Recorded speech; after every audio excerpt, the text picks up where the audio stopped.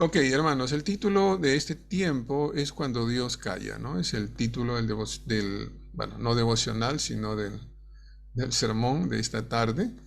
Y está basado en Isaías capítulo 8, versos del 13 al 22. Empecemos con esta pregunta, ¿no? Que es una pregunta de hecho válida. Es una pregunta que muchos lo han hecho, ¿no? Se lo han hecho y seguramente también en más de una oportunidad tú lo has hecho. Y la pregunta tiene que ver con qué haces cuando Dios calla, ¿no? Cuando parece que se esconde. ¿Qué hacemos cuando Dios calla?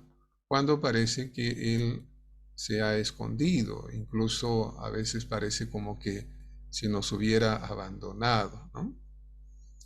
Bueno, nuestra convicción es que la presencia de Dios está en todo lugar, en todo momento. Esa es nuestra convicción.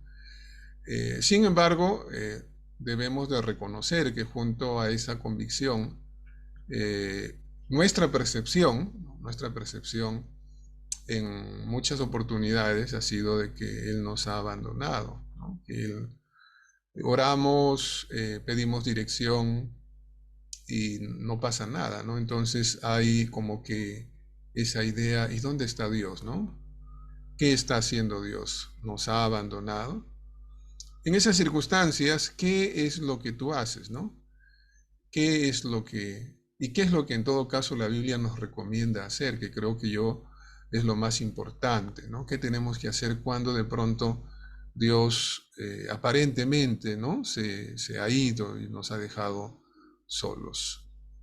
Bien, voy a dividir esto en dos grandes temas. La primera es hablar acerca de cuando Dios decide hacer silencio, ¿no? Cuando Dios decide hacer silencio. En el verso 17, en la primera parte, dice, yo esperaré al Señor que se ha apartado de los descendientes de Jacob, ¿no? Esto es lo que dice el profeta, ¿no? Vean allí, dice, el Señor ha tomado una decisión respecto a Israel, ¿no? Está hablando específicamente tanto de Judá como de Jerusalén. Y está diciendo allí que la decisión de Dios es apartarse de ellos. Dios se ha apartado. Dios ha tomado esa decisión de quitar su presencia de Israel, ¿no?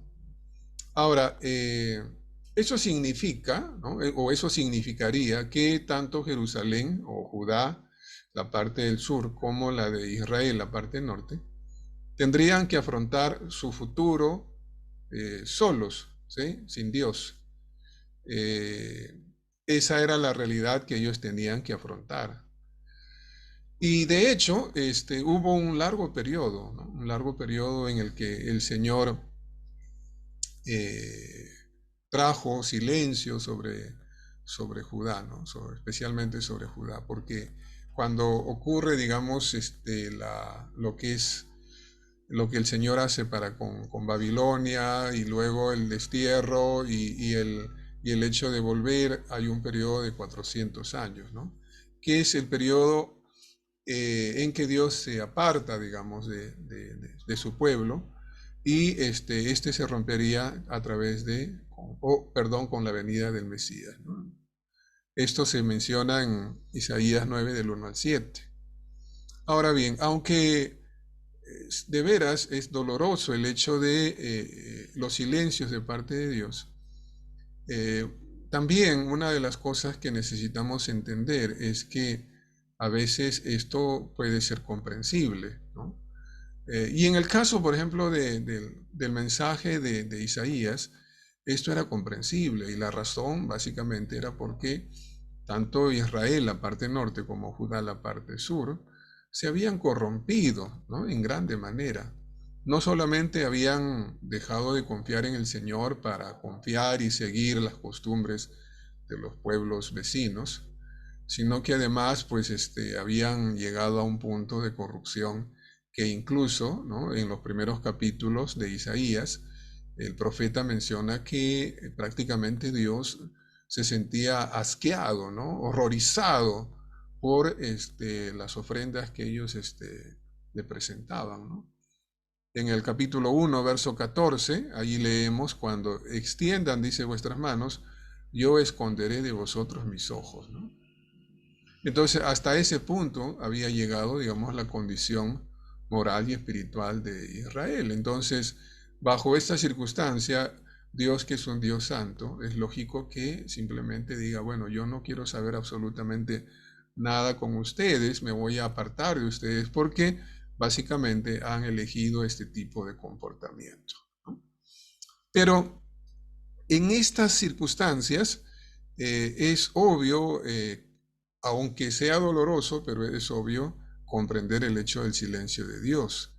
Pero ¿cómo lo explicamos cuando Dios se esconde de personas como por ejemplo David o cuando se esconde del mismo Señor Jesucristo, ¿no? En Mateo capítulo 27, 46, allí el Señor Jesús dice, ¿no? Dios mío, ¿por qué me has desamparado? ¿No? Y él está hablando de ese periodo en el cual prácticamente pues fue abandonado, ¿no? Y lo dice el mismo Hijo de Dios. Entonces, ¿cómo explicar, digamos, ese abandono, ¿no? O cómo explicar las palabras que en muchas oportunidades David levanta, ¿no? Del cual sabemos Dios había mencionado que era un hombre conforme a su corazón, conforme a su corazón. Así que uno podría de alguna manera interpretar que esto significaría que Dios siempre va a estar junto, ¿no? Junto a David. Pero tenemos textos que en realidad son textos que llamativos, ¿no? Textos llamativos. Por ejemplo, en el Salmos capítulo 10, verso 1, dice, Dios mío, ¿por qué te quedas tan lejos? ¿Por qué te escondes de mí cuando más te necesito? ¿No? El Salmos 10, versículo 1, en lo que es la traducción lenguaje actual, eso es lo que leemos, ¿no? O sea, ¿por qué te quedas tan lejos? ¿No? Eh, dice, ¿por qué te escondes? Pareciera que como que Dios está jugando a las escondidas, ¿no? Con, con el pobre David, y David está que busca a Dios y no lo encuentra. En el capítulo, o en el Salmo 22, también el verso 1, la nueva traducción viviente dice, Dios mío, ¿por qué me has abandonado? ¿Por qué estás tan lejos cuando gimo por ayuda? ¿No? Ese sentido de abandono y de soledad que expresa el salmista, ¿no? David. Y el Salmo 44, 23, 26, es todavía un poco más incisivo, vamos a decir así, en David en sus palabras, ¿no? Fíjense lo que dice, ¿no? Salmo 44, 23 al 26, dice, despierta, Señor. ¿Por qué duermes? Levántate. No nos rechaces para siempre. ¿Por qué escondes tu rostro y te olvidas de nuestro sufrimiento y opresión? Estamos abatidos hasta el polvo, nuestro cuerpo se arrastra por el suelo. Levántate, ven a ayudarnos y por tu gran amor rescátanos, ¿no? Es lo que el salmista David. Y cuando leemos esto, uno no puede evitar, ¿no? Evitar relacionarlo con Elías, ¿verdad? Elías y los profetas de Baal. Los profetas de Baal, pues, saltaban, gritaban, ¿no? Y se cortaban la piel, ¿no? Para atraer la mirada de su Dios, ¿no? Y Elías les decía, griten más, ¿no? De repente se ha ido de vacaciones o está durmiendo, ¿no? Y aquí David utiliza palabras parecidas para referirse a Dios, ¿no? Diciendo, despierta, Señor. ¿Qué pasa? ¿No? Estás durmiendo, levántate.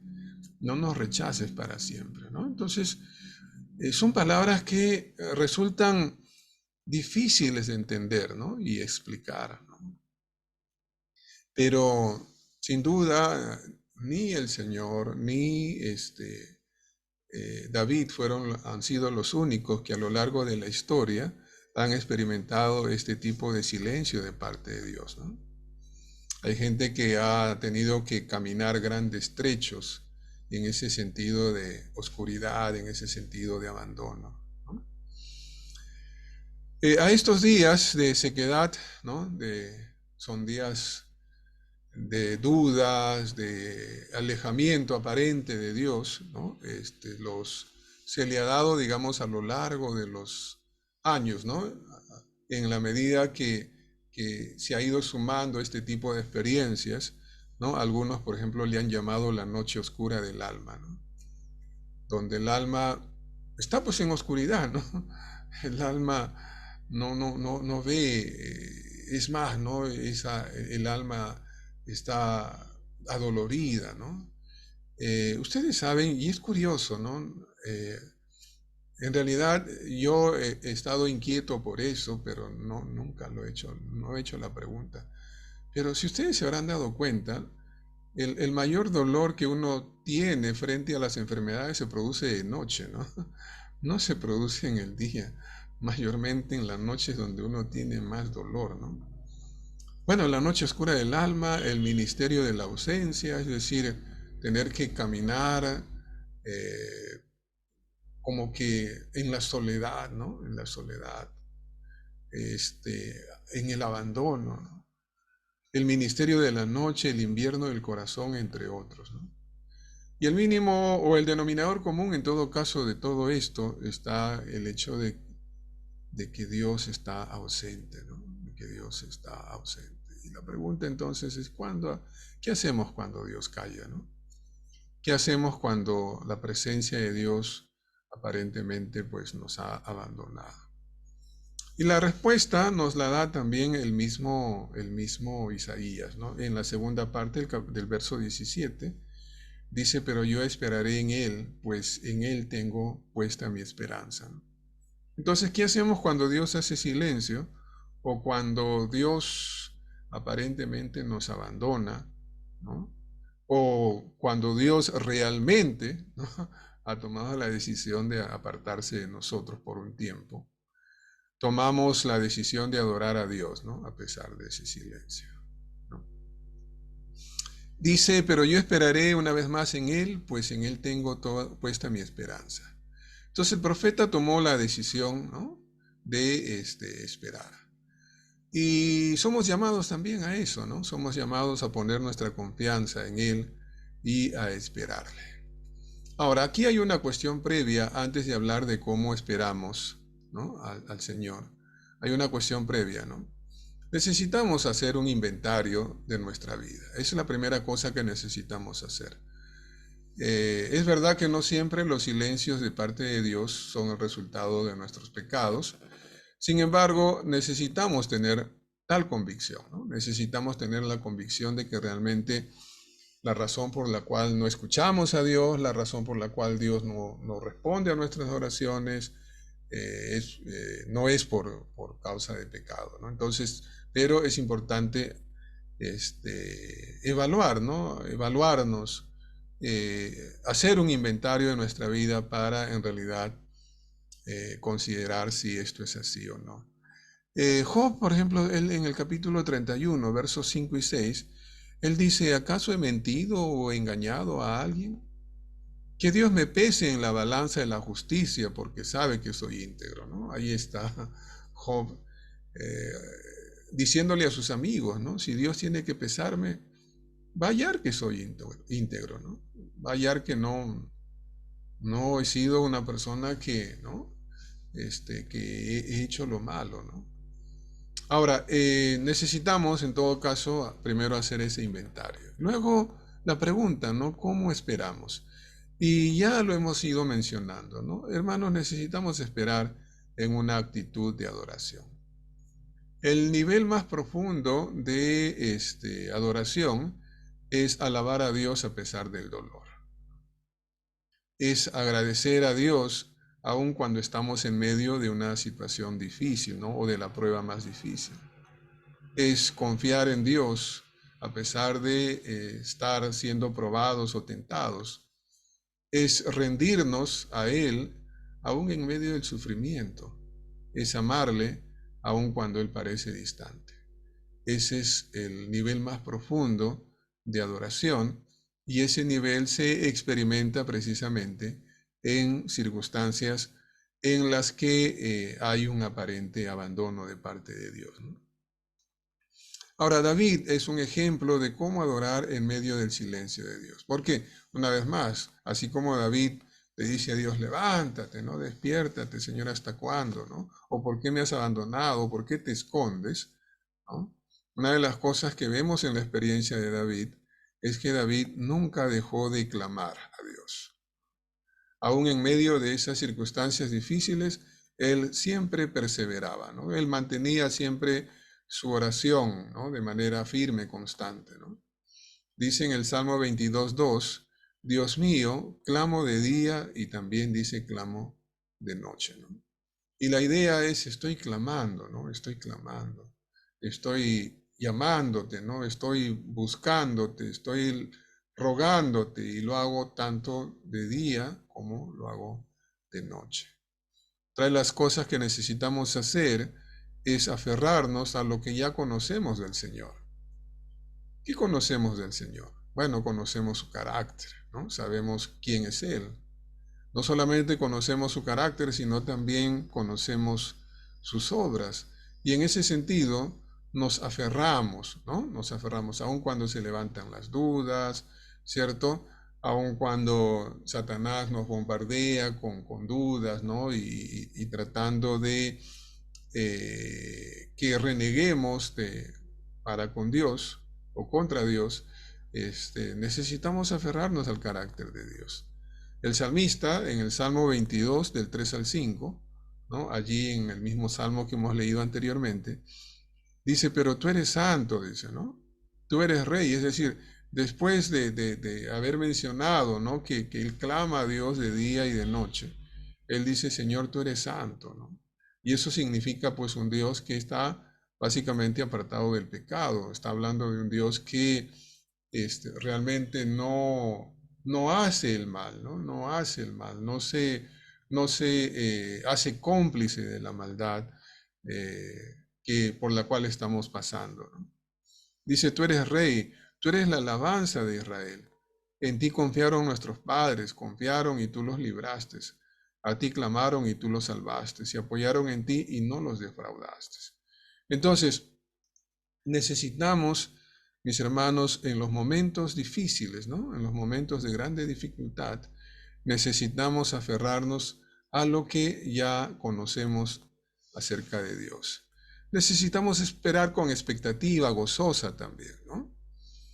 ¿Qué significa esto, no?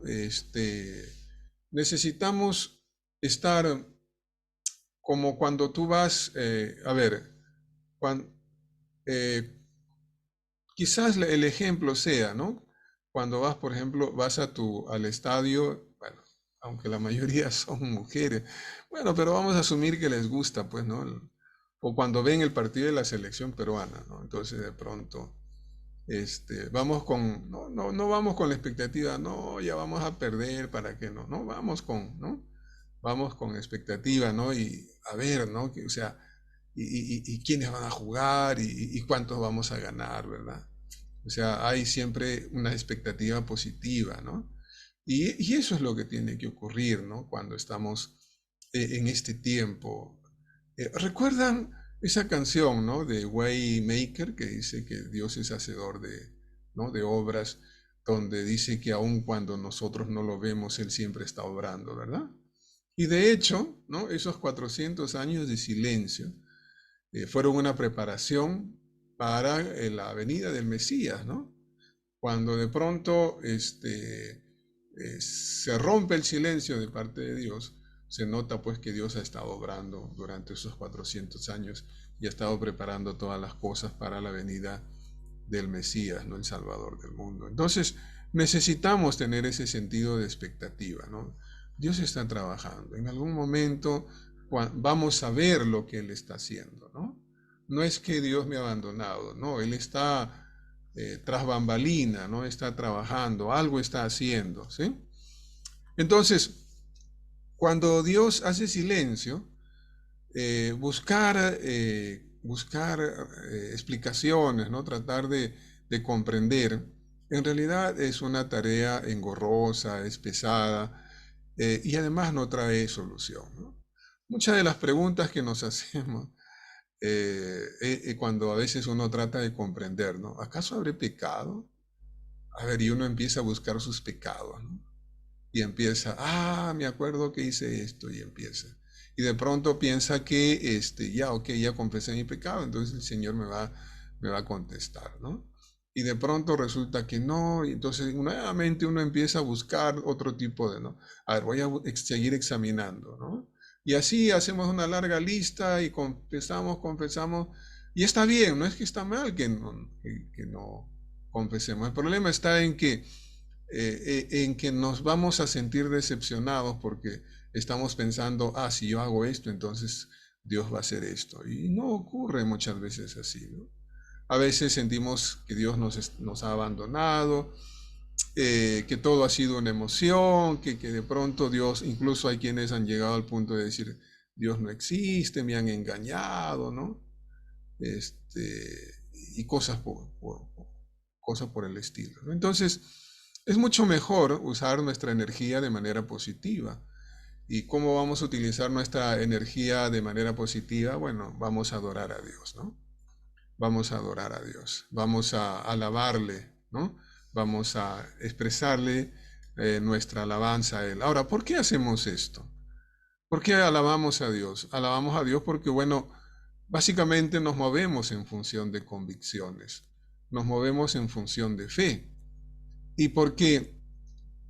Y en ese sentido, ¿no? Sabemos que los silencios de Dios no significan que Dios no esté, ¿no? El hecho de que Dios haga algunos silencios no significa que Dios nos ha abandonado, no significa que Dios se ha ido de vacaciones, ¿no? No significa eso. Significa, y vamos a ver más dentro de breves minutos, vamos a ver eso, ¿no? Pero recordémoslo, las promesas de parte de Dios. En Isaías 41:10, ese texto famoso, ¿no? Favorito. No temas porque yo estoy contigo, dice. No te desalientes porque yo soy tu Dios. Te fortaleceré, ciertamente te ayudaré, sí te sostendré con la diestra de mi justicia, ¿no? En lo personal, ¿no? En momentos en los que recuerdo haber pasado por un periodo bastante largo, ¿no? De, de angustia, ¿no? De angustia. Este texto, digamos, ¿no? Era el texto con el cual me acostaba, ¿no? Y de veras que dormía bien, no dormía muy bien, pero, pero el sentir que Dios está allí, ¿no? Más allá de que, sí, pues, ¿no? Ese silencio muchas veces es un silencio que está relacionado con el hecho de que yo quiero que Él me conteste y allá, ¿no? Lamentablemente esa es la situación, ¿no? Muchas veces nosotros pensamos, Dios está en silencio o Dios me ha abandonado porque no me está contestando lo que yo quiero. Y no necesariamente es así, ¿no? Entonces, no temas, dice, ¿no? Y Hebreos 13, 5 al 6, que es otra promesa también. Porque Dios ha dicho, nunca te dejaré, jamás te abandonaré. Así que podemos decir con toda confianza, el Señor es quien me ayuda, no temeré lo que me pueda hacer el hombre, ¿no? Entonces allí una vez más se nos habla acerca de el cuidado de Dios, el hecho de que no nos va a abandonar, dice, ¿no? Jamás. Y noten ustedes que esta doble repetición, ¿no? Dice, nunca te dejaré, ¿no? Nunca, y luego jamás te abandonaré, ¿no? Es lo que el Señor dice. Entonces, los silencios de Dios no significan que Dios no esté. Lo segundo, Dios esconde su rostro para lograr sus propósitos, ¿no? Dios, a través de estas situaciones aparentes de abandono, ¿no? Él busca que nosotros reconozcamos nuestra necesidad de Él. Busca que nosotros seamos atraídos, ¿no? por estas circunstancias hacia Él, ¿no? Muchas veces, mis amados hermanos, nos aburguesamos, ¿no? Muchas veces como creyentes nos sentimos creyentes cómodos. Y entonces, en esa comodidad, ¿qué es lo que pasa, no? No crecemos, ¿verdad? Limitamos lo que Dios quiere hacer en nuestra vida y lo que Dios va a hacer a través de nuestras vidas, ¿no? Entonces, lamentablemente es la naturaleza del ser humano. Entonces, con su silencio, Dios nos lleva ¿no? A anhelarle, a desearle, a buscarle, ¿no? A ponernos en esa condición a través de la cual luego podemos ser de ayuda para los demás, ¿no? Recordemos lo que vimos hace algunas semanas atrás cuando hablábamos acerca de Pablo, ¿no? Pablo orando al Señor en 3 oportunidades y lo único que el Señor le dijo es, bástate mi gracia, ¿no? Y ya no habló más, ¿no? Ya no le dijo más nada en 3 oportunidades. Pero en ese escenario, en ese contexto, una gran lección fue la que Pablo aprendió y esa lección es la que él nos comparte, ¿no? Cuando muchos de nosotros hemos llegado a esa convicción como Pablo, ¿no? Es decir, el poder de Dios se manifiesta en nuestra debilidad. Pero eso no hubiera ocurrido si es que Pablo no hubiera pasado por una experiencia como esa, ¿no? No hubiera pasado con una experiencia como esa. Entonces, necesitamos en realidad de ese tipo de situaciones.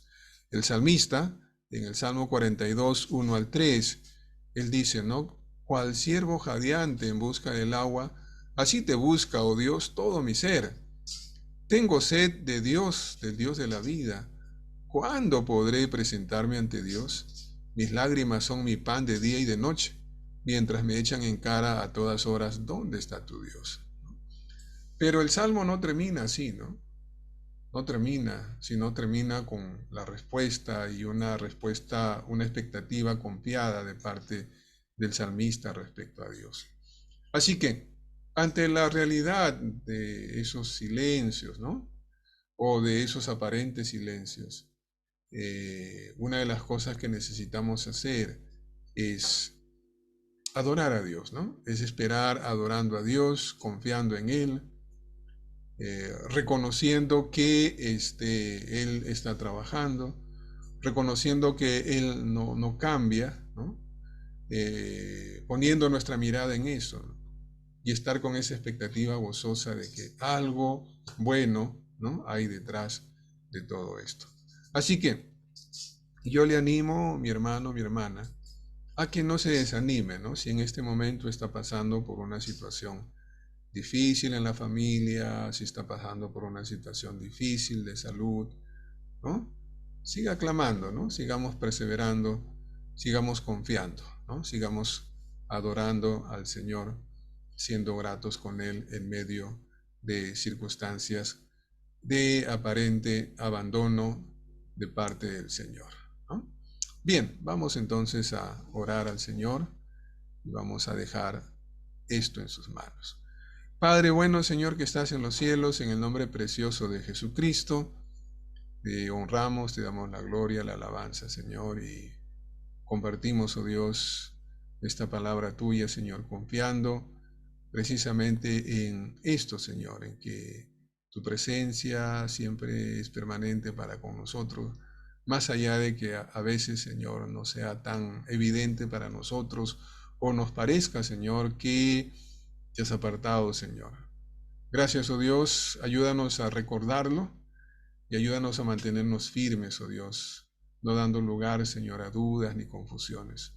Reconociendo, Señor, que por medio de esto, Señor, tú nos invitas a buscarte y en esa búsqueda, Señor, a crecer. Padre, te adoramos y te bendecimos, Señor. Pedimos por esta semana, Señor, para que tu gracia, Señor, nos acompañe en todo. En Jesucristo, gracias por todo, Señor. Amén y amén. Amén. Bien, a ver, permítanme cerrar esto.